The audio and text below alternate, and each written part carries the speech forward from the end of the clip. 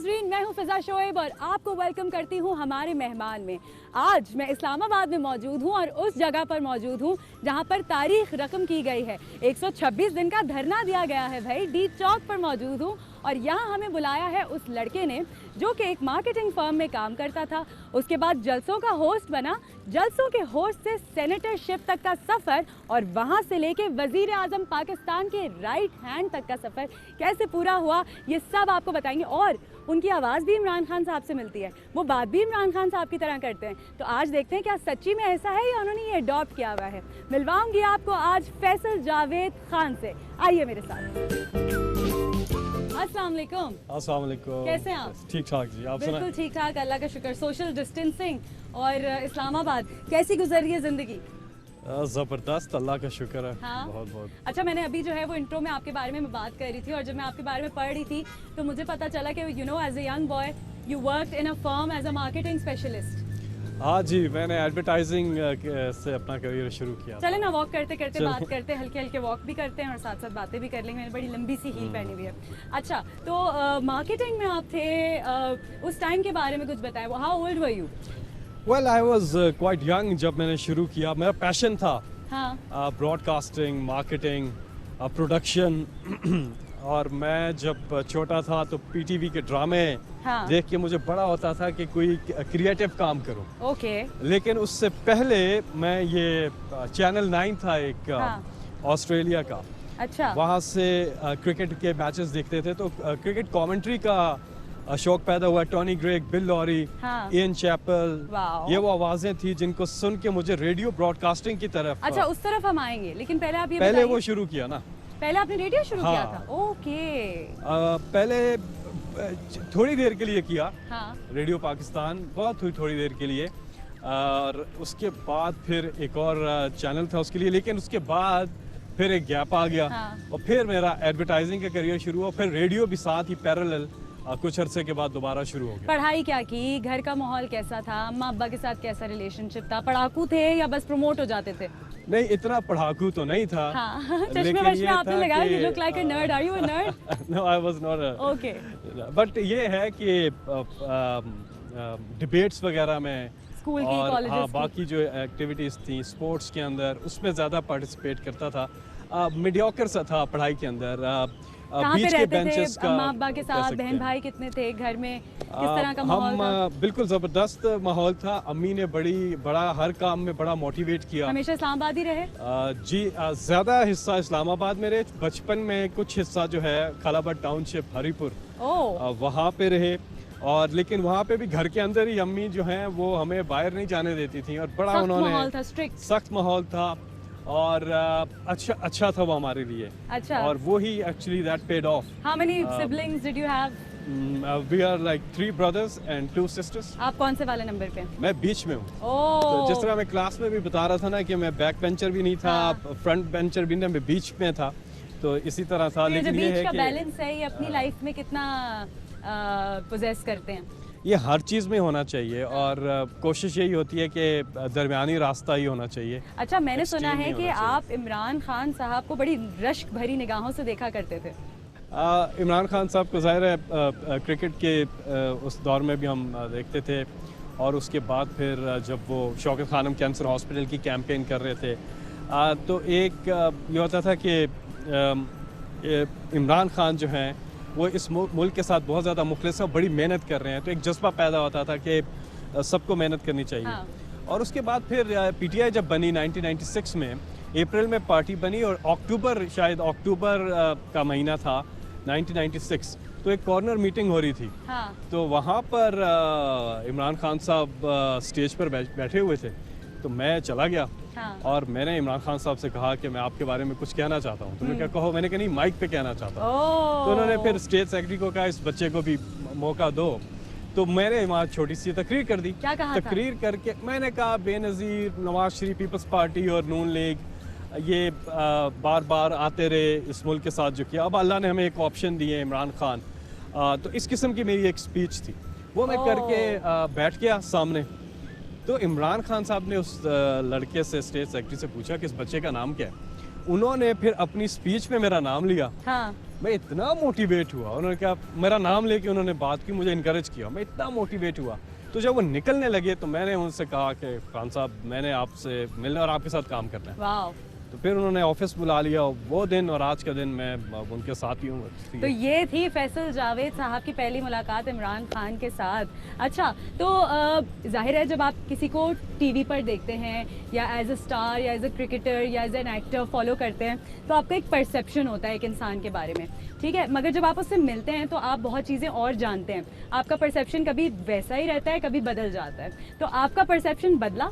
Perception बदला नहीं था, क्योंकि पहले से ये था और वो हम देख रहे थे क्रिकेट के बाद भी। हाँ। जब शौकत खानम की पूरी कैंपेन चल रही थी तो वो नज़र आ रहा था कि कमिटमेंट है, डिटर्मिनेशन है, हार नहीं मानते हैं, अंत तक मेहनत करते हैं। तो ये चीज़ें फिर बाद में भी जब साथ काम किया तो पता चला, और फिर बहुत अच्छी ट्रेनिंग की उन्होंने हम सब की।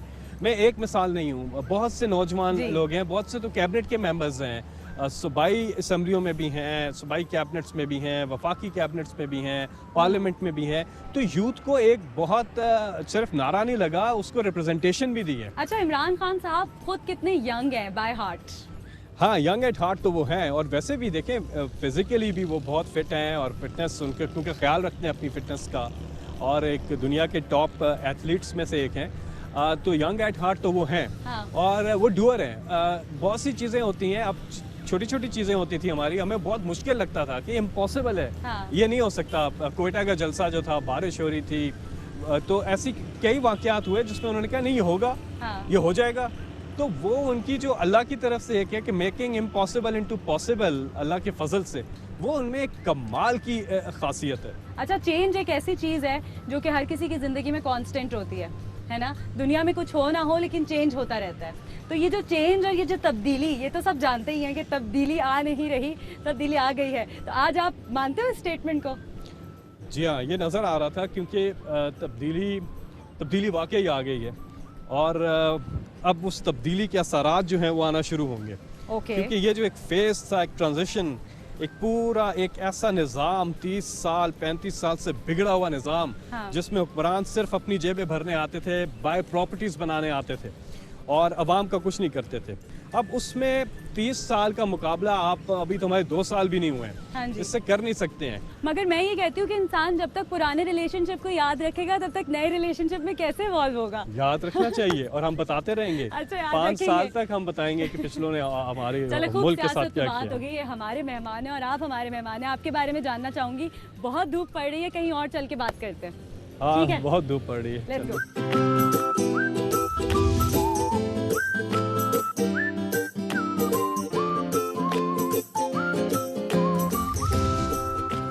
जी आइए, अब आपको हम लेकर आए हैं इधर।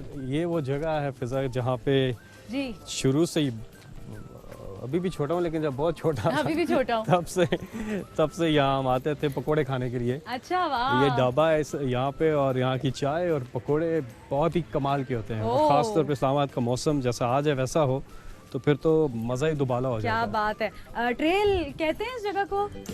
हाँ जी, ट्रेल है ये पूरा, आगे फिर दामने को है, ओके। और उससे आगे पीर साहब। अस्सलाम वालेकुम, कैसे हैं आप? अस्सलाम वाह, वाह, वाह, वाह, वाह। वालेकुम मिर्दाद भाई, कैसे हैं आप? अस्सलाम वालेकुम। वालेकुम सलाम जी। कैसे हैं आप? अल्लाह का शुक्र है। हमने सुना है बड़े सालों से आ रहे हैं यहाँ पर। जी सर, बहुत अरसे से हाँ। बहुत अरसे से आ रहे हैं। तो जब पहली दफा आए थे उस वक्त क्या कर रहे थे जिंदगी में? आपसे पूछ रही हूँ। मैं क्या कर रहा था? जी। मैं पकोड़े खाने आया था, यहाँ पकोड़े खा रहा था। बट उस वक्त आप यानी मैं एक स्टूडेंट था, स्कूल में था। इतने टाइम से आ रहे हैं। तो भाई आपको क्या चीजें पता है इनके बारे में, बताएं ना लोगों को। जी, बहुत अच्छे हैकर हैं यहाँ के। हाँ, बहुत अच्छे। कोई ऐसी बात बताएं जो लोगों को नहीं पता इनके बारे में। क्योंकि चाय पीते वक्त जो है ना, इंसान बिल्कुल अपना सुकून के टाइम ये होता है है। कि क्वालिटी है चाय की और पकौड़ों की। बहुत अच्छे। तो ये हमारे पास आना शुरू से ही आते हैं। चाय हम गुड़ की बनाते हैं, और चाय खूब गुड़ की हंसते चाय। रहे- कौन सी ये गुड़ की चाय पीते हैं? हाँ, गुड़ की पकौड़े चाय, कौन से पकौड़े शौक से खाते खाते हैं? ये आलू वाले पकोड़े होते हैं हमारे आलू वाले पकौड़े। अच्छा, तो मुझे बताएं कि इनको कभी गुस्से में देखा है? पास। नहीं नहीं, कभी भी हाँ, जोर जोर से हंसते हुए देखा है? वो तो उनके चेहरे पे मुस्कुराहट हमेशा रहती है। क्या बात है। अच्छा, किसके साथ आते हैं चाय पीने, ये तो बताएं। अपने कभी ग्रुप के साथ भी आते बस हैं, आगे दोस्तों के चलते हैं, साथ। आगे हो चले। बहुत शुक्रिया, थैंक यू सो मच। और हम बाहर बैठे हुए हैं, आपने हमें भी आज जो है वो चाय और आलू वाले पकौड़े खिलाने हैं। इंशाल्लाह सर, ठीक है, सर। सही है। बिल्कुल जी। मेहरबानी सर। बड़ी खूबसूरत जगह है इस्लामाबाद वैसे ही, तो यहाँ बैठ जाए। हाँ क्या बात है जी।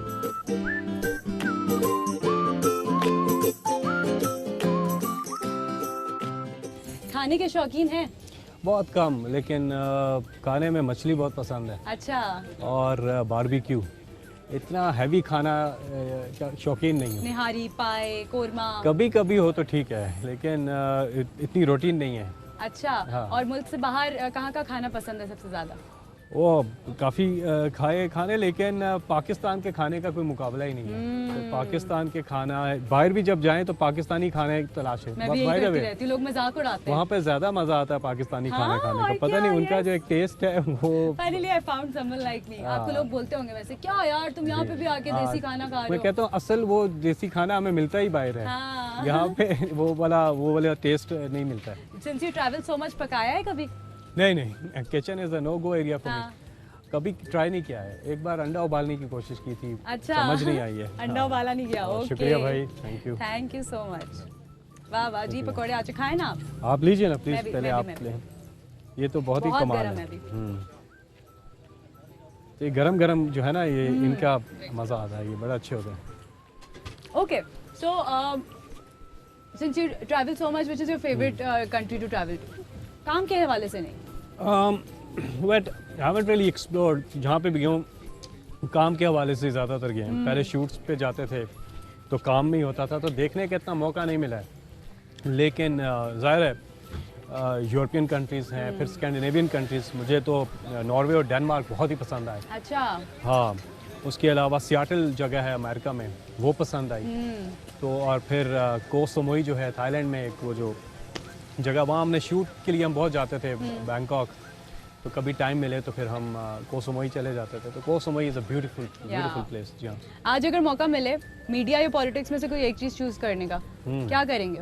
ज़ाहिर है पैशन था पॉलिटिक्स का नहीं, इमरान खान साहब के साथ काम करने का। हाँ।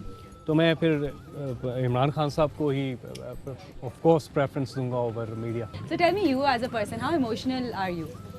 आई एम इमोशनल, और अच्छी बात है, इमोशनल होना चाहिए इंसान को। Sensitive है? फील करेगा तो फिर दूसरों के लिए कुछ करेगा ना। अगर फील ही नहीं करेगा, इमोशनल नहीं होगा, ड्राई होगा, तो फिर उसके अंदर वो फीलिंग्स नहीं होंगी। म्यूजिक, इंसान के मूवीज अंदर वगैरह तो पसंद है? हाँ जी, बहुत ज़्यादा। मैंने काफ़ी, जब मैं रेडियो पे था तो मुझे पता होता था कि क्या चल रहा है म्यूज़िक इंडस्ट्री में बाकी हवालों से।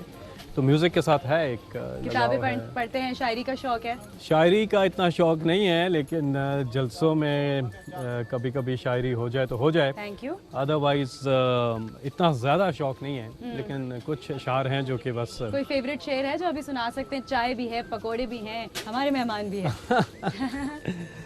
वो एक शेर है कि तू जो सिमटा तो रगे जां की हदों तक सिमटा, मैं जो बिखरा तो समेट आना गया तेरे बाद। वाह वाह। ये और बात है कि खुद को अफशा ना कर सका तू, पर कितना मैंने तुझे महसूस किया तेरे बाद।